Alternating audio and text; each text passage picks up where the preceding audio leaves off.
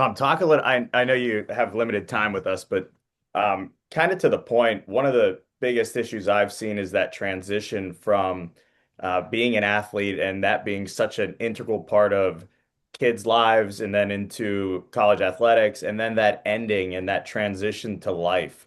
How have you seen that for your athletes over time, and how can parents help remind and foster the idea that, you may retire from professional sports at, I think the average age for, an NFL or an NBA player is 24 years old. And then you're done. And how do you then integrate back into society with a passion for something? Yeah, I would say that's usually a hard transition, especially for our athletes, because when it ends after college, it ends. There is no professional league, so it's can be tough on some. Some may have trouble with that. The first thing I think that helps them is to make sure that these 4 years that they are here and they know when those 4 years are up, this sport is over for them, is to maximize every day of those 4 years. And when you're done, not having left anything on the table. That's super important.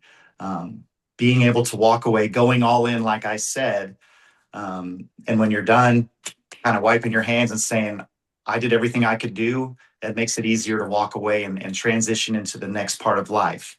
But I would say a lot of our athletes, gosh, they compete at such a high level and they're so used to that they kind of carry those mannerisms and those habits and those lifestyles into their next phase of life, whether that's being a business owner, a doctor, a mom, whatever it is, they're still operating at a really high level within that. Um, but yeah, man, I would say if you can squeeze everything out of the rag before you're done, it's a lot easier to transition away from it. If you feel like if there's still some water left in that rag, you Keep know, there's, playing. well, you can't. I mean, you can, but why? Yeah, But if there's some left there, that makes it harder. We've got to sure. we've got to empty it all out, and then walk away and move on to the next thing with gratitude.